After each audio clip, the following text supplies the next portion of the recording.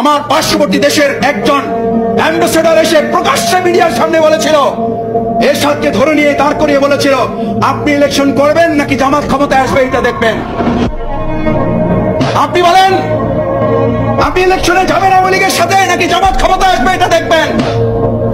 আমি ওই পার্শ্ববর্তী দেশের সম্মানিত রাষ্ট্রদূত এবং আমাদের জাতীয় পার্টি মরহুম নেতা, আপনি চলে গেছেন, কোনো কথা বলতে চাই না, আল্লাহ আপনাকে মাফ করুন, জান্নাত দান করুন। উনিও সেদিন বলেছিলেন আমার সামনে কোনো উপায় ছিল না, আমাদের সামনেও তো কোনো উপায় ছিল না, নিজামী সাহেবের সামনেও তো কোনো উপায় ছিল না, মুজাহিদের সামনেও তো কোনো উপায় ছিল না। আমরা সব উপায় বাদ দিয়ে ফাঁসির মঞ্চে আসতে আসতে গিয়েছি। আমরা তো এই দোষরদের কাছে আত্মসমর্পণ করি নাই, আর আপনারা আত্মসমর্পণ করবেন। আর এখন এসে আমাদের সার্জিস হাসনাত আব্দুল্লাহদেরকে আপনারা মোকাবেলা করার সাহস করবেন। দেশের জনগণ দোষরদেরকে যেমন হেলিকপ্টার উড়িয়ে দিতে টিকিট কাটার সময় হয় নাই, আপনাদেরও টিকিট কাটার সময় হবে না। যখন এই রিপোর্টার্স ইউনিটি চারদিকে ঘেরা, মোস্তাফিজুর রহমান ইরান ভাই তাদের একটা প্রতিষ্ঠাবার্ষিকী আমাকে এখানে দাওয়াত দিয়েছিল। আমি আসবো আসবো না, একবার ফোনে মেসেজ দিয়ে আসেন, আর একবার আসবেন কিনা একটু দেখেন, আমরা খোঁজ নিয়ে জানাচ্ছি। যত না লোক ছিল তার চেয়ে গোয়েন্দা সংস্থা এবং প্রশাসনের লোক এখানে বেশি ছিল।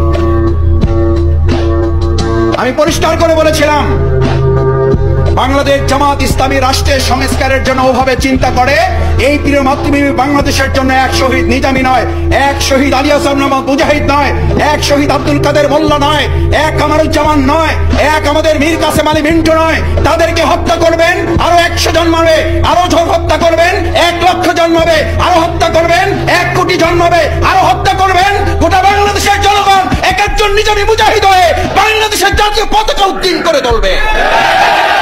এই কথা এখানে বলে গিয়েছিলাম। আমি এখান থেকে লুকিয়ে বের হই নাই। আমার সাথে যে ভাইরা ছিলেন আমি তাদেরকে বলেছি, আমি মাস্ক খুলে বুক উঁচা করে এখান থেকে বের হব। যদি কার আস্পর্ধা থাকে আমাকে যেন গ্রেফতার করতে আসে। সুতরাং আমাদের সর্দির ভয় দেখাবেন না, কারণ এই প্রিয় মাতৃভূমি বাংলাদেশকে সংস্কারের জন্য আজকে নতুন করে যে আওয়াজ উঠেছে, এই আওয়াজ আমরা 2006 সালের 28 অক্টোবর থেকে শুরু করেছি। সেদিন থেকে আমরা জীবন বাজি রেখে 12 ঘন্টা লড়াই করেছি। আপনাদের মিডিয়াগুলোতে এখনো সেই ভিডিও পাওয়া যাবে। আমাদের হাতে তারা দেখাচ্ছে একটা লাঠির কঞ্চি, সেই লাঠির কঞ্চি দিয়ে যখন আমরা লড়াই করি, আমাদের বিরুদ্ধে তখন গুলি ছোড়া হচ্ছে বন্দুক দিয়ে, আমাদের দিকে তখন AK-47 দিয়ে লড়াই করা হচ্ছে, আমাদের ভাইদেরকে শহীদ করা হচ্ছে। আমার সামনে শহীদের কফিন পড়ে আছে। আমার ভাই আমাকে জিজ্ঞেস করছে, ভাই জানাজা হবে নাকি যুদ্ধ হবে? আমি বলেছি, যতক্ষণ দেশ এবং মানুষ থাকবে আমার যুদ্ধ চলবে, জানাজা পরে অনুষ্ঠিত হবে।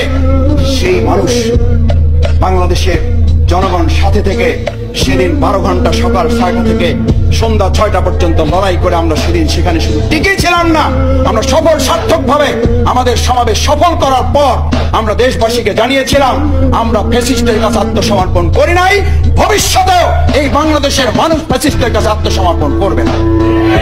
প্রধান অতিথি কথা বলবেন, আমি শেষ দুটো আহ্বান রেখে আমার বক্তব্য টানতে চাই। সম্মানিত ভাইয়েরা, রাষ্ট্র সংস্কারের জন্য আপনি, আমি, আমরা বুদ্ধিজীবী এই মহল যারা চিন্তা করি, আমার 18 কোটি মানুষ চিন্তা করে তাদের বাজার মূল্য নিয়ন্ত্রণে না আসার জন্য যে সিন্ডিকেট দায়ী, সেই সিন্ডিকেট কোন কমিশনে হবে, কোন সংস্কারের মাধ্যমে সেটা পরের কথা। আজ এই সরকারকে জনগণ সাথে নিয়ে ওই সিন্ডিকেটের বিরুদ্ধে যুদ্ধ ঘোষণা করে তাদের এখন পরাজিত করতে হবে। আমাদের ছাত্র যুবকেরা, আমাদের তরুণেরা আবার তাদেরকে স্লোগান দিতে হচ্ছে, এক ফ্যাসিস্টকে সরিয়ে আমরা আর কোন ফ্যাসিস্টকে দেখতে চাই না। দুর্ভাগ্যজনক, আমাদের হাসনাত আব্দুল্লাহ সাজিদকে নাকি রংপুরে ঢুকতে দেবে না। কি হাস্যকর ব্যাপার, এটা আমাদের দুর্বলতা। আওয়ামী লীগের সবচেয়ে বড় দোষর জাতীয় পার্টিকে আমরা আপনারা কিছু কথা না বলে তাদেরকে প্রশ্রয় দেওয়ার কারণে আজকে তারা সাহস করেছে।